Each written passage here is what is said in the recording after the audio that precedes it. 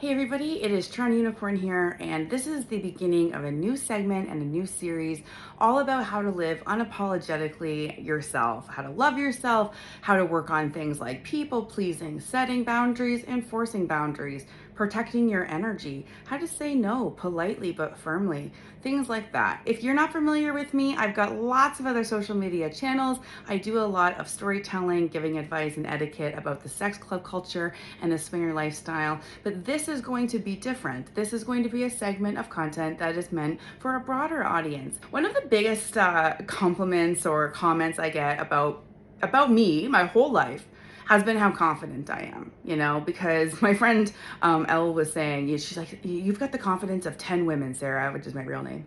And it's true. And I've always had it. I do have vulnerabilities. I do have insecurities. I do get shy at times, but I definitely have this kind of unapologetic way of existing in society, in my body, that, not gonna lie, some people don't like. Some people think I'm very bold and brazen and too much. And then there's other people who think it's refreshing to have someone who doesn't subscribe to the social norms that everybody else inherently does. So I am going to be here to introduce some new ideas, maybe some quick fixes. I'm also a life hacker, which means that I don't like to do things the hard way. I like to find easy ways to crack the code, so to speak, and make your life a little easier in the fastest and most efficient and effortless way possible, which means I don't need to give you a course that's going to take 6 months and a workbook for you to get the ability to kind of fall back in love with yourself and come home to yourself. I am going to be able to help you with that piece by piece, topic by topic, in pretty quick format. I believe in it, and I know that the change happened for me pretty quickly and a lot of these friends, and I know it can happen for you too.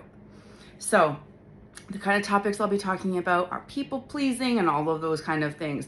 Why is that so important to start with? Well, people pleasing for me, it's like a leaky gas tank, okay? If you are constantly at the mercy of your need to people please, meaning, what does people pleasing mean?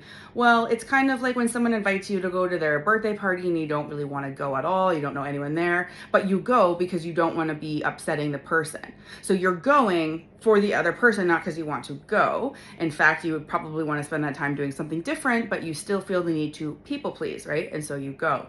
A lot of people do this. People pleasing is like in a grocery store. If somebody is like pushing their way in front of you in a lineup, they say, oh, I'm in a hurry. You don't want to be causing a big scene because they're being aggressive. So you'll just like, shut up and take it kind of thing. There's a lot of people pleasing where maybe it's not a bad thing. Maybe it's just part of life.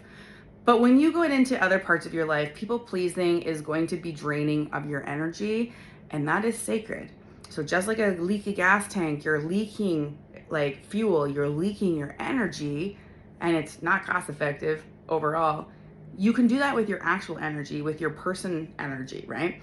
And so if you, for example, go to that birthday party you didn't want to go to, and then you get a parking ticket that costs you $100, you're gonna be so fucking pissed because you have to pay $100 for doing something you didn't want to do, and only you is gonna live with that resentment. Only you is gonna fucking have that feeling in here of, here we go again, I had to do this for someone else and now it's costing me more. Hopefully that would kind of cure you of your people pleasing, but people pleasing can be hard to manage.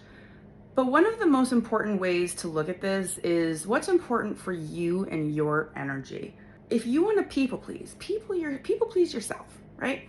So for example, I don't have as much energy as everyone else. I do have, sometimes I struggle with lower energy levels. I need more rest, things like that. And so I have to have firm boundaries of what I do spend my time doing so that I don't deplete my energy doing things that aren't really valuable, so that I don't have enough for what I do need.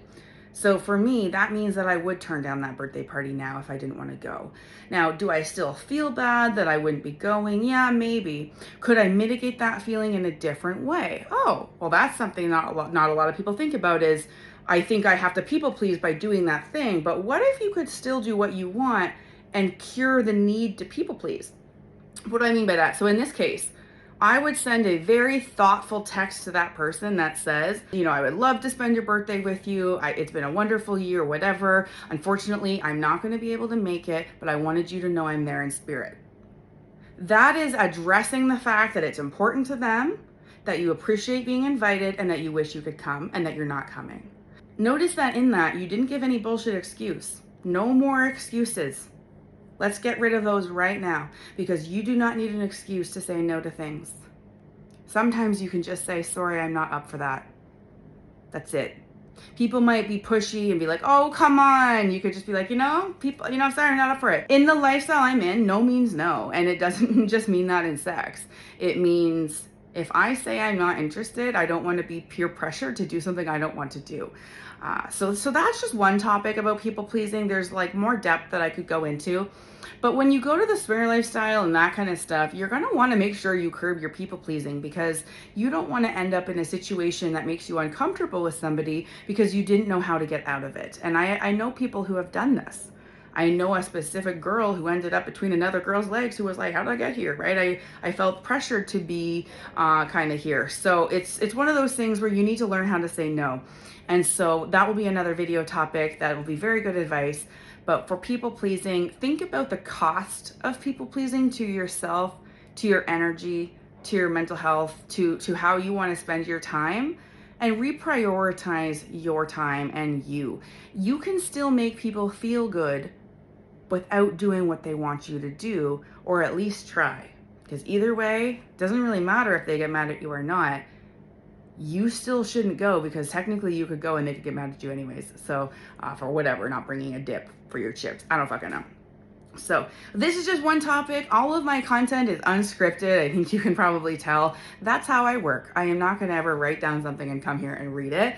It is not going to be my style. I hope that you appreciate this style, but I think if I could ask for you to trust me on this journey that we're going to go on in a few topics, I would like you to know and look at me as a friend, not somebody who thinks that they know better than you or more than you, somebody who has been through fucking life, man. I am 39 years old right now. I have been through a lot. I have had to go through therapy my whole life in order to adjust kind of around the edges. I studied psychology in university. I'm also an empath, an energy empath, which means that I do feel energy and I, help heal with energy as well. I'm a healer.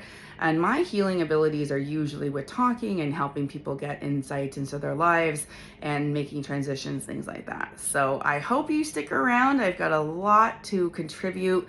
I want you to live in your body in a free way, and I want you to stop apologizing for who you are or what you don't want to do or what clothes you decided to wear.